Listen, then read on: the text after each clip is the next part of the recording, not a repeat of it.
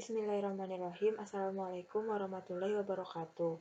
Perkenalkan, saya Halimatus Sadia Utami dengan NPM 10060316144 dari Prodi Farmasi Universitas Islam Bandung. Saya membuat video ini untuk memenuhi tugas mata kuliah Farmasi Fisika, dan di video ini saya akan menjelaskan tentang materi yang sudah dijelaskan sebelumnya di mata kuliah Farmasi Fisika. Kita masuk bahasan yang pertama, yaitu wujud zat bagian 1. Partikel dasar penyusun materi yaitu ada atom dan molekul. Molekul terbagi atas dua, yakni molekul unsur dan molekul senyawa. Untuk partikel dasar penyusun materi harus memahami terlebih dahulu sifat periodik unsur, di mana di dalamnya terdapat jari-jari atom, afinitas elektron, elektron negatif, dan energi ionisasi yang memiliki nilai berbeda-beda pada tiap unsurnya. Selain partikel dasar penyusun materi, harus memahami juga ikatan kimia. Ikatan kimia merupakan interaksi atau gaya tarik-menarik antara dua atom atau molekul menjadi bentuk yang stabil. Ikatan ada dua, yaitu ikatan antar atom dan ikatan antar molekul. Ikatan atom terdiri dari ikatan ion, ikatan kovalen, dan ikatan logam. Sedangkan ikatan molekul terdiri dari ikatan van der Waals dan ikatan hidrogen. Ikatan ion merupakan ikatan yang terjadi perpindahan elektron dari satu atom ke atom yang lain, sehingga atom yang mendapatkan elektron akan bermuatan negatif, sedangkan atom yang mendapatkan elektron akan bermuatan positif. Kemudian ikatan kovalen merupakan ikatan kimia di mana di sini terjadi penggunaan elektron bersama-sama.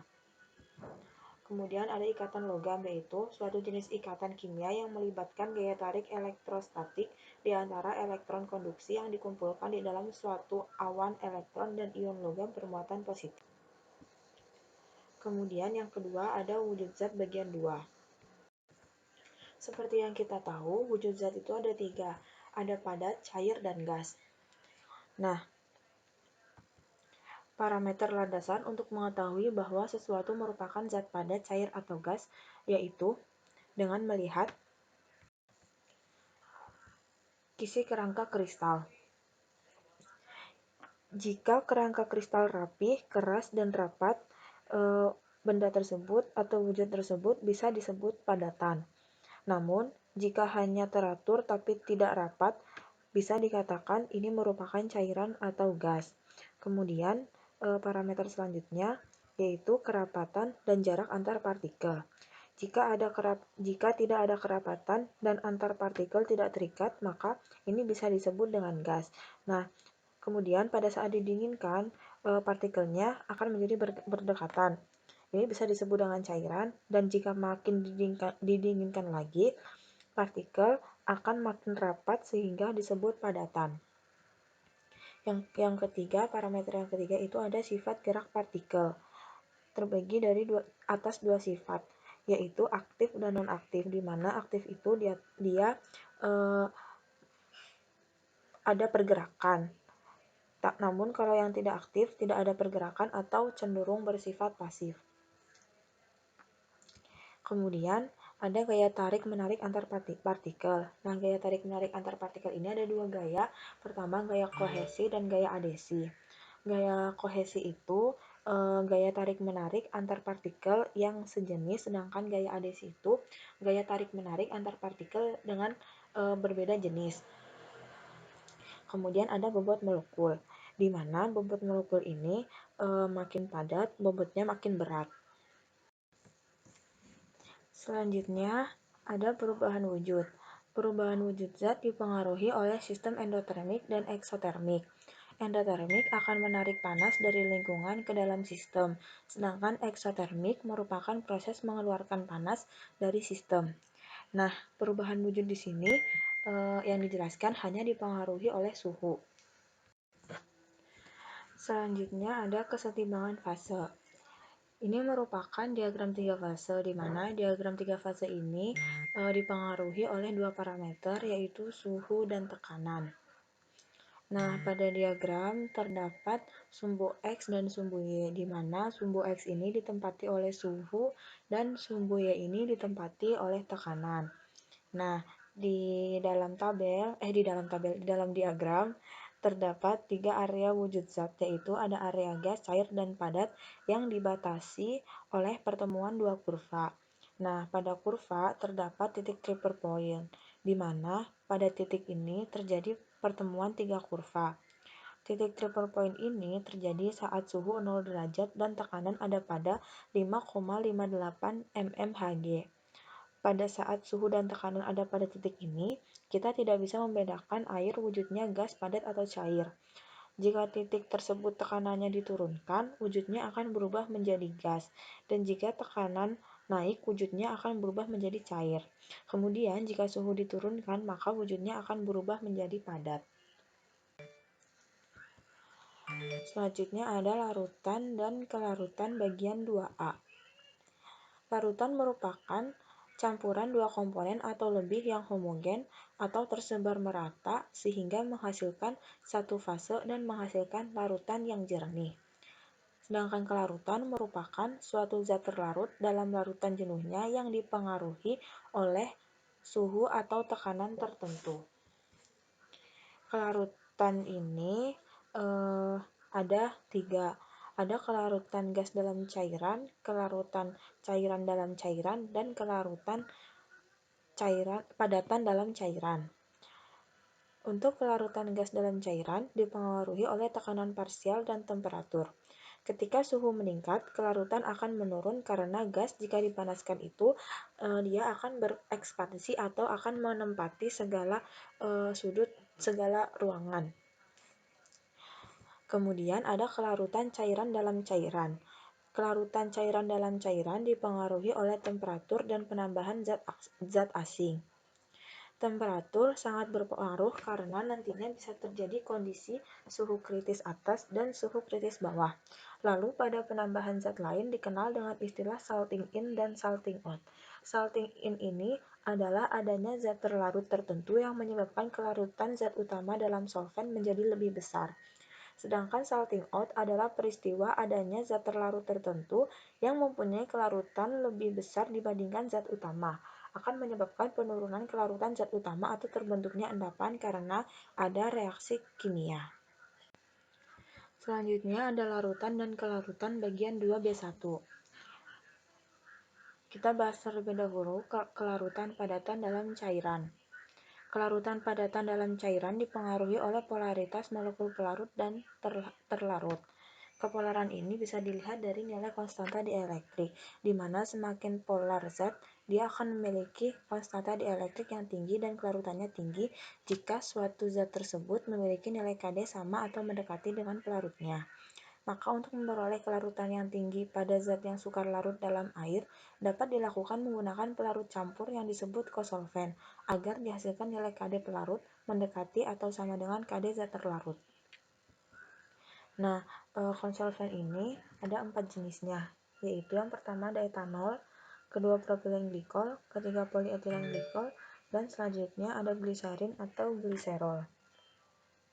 Keempatnya ini memiliki kemampuan bercampur dalam air sehingga jika suatu zat aktif yang sukar larut dalam air dilarutkan dengan pelarut campur berupa air dengan salah satu dari keempatnya ini, maka akan menghasilkan sediaan yang larut sempurna.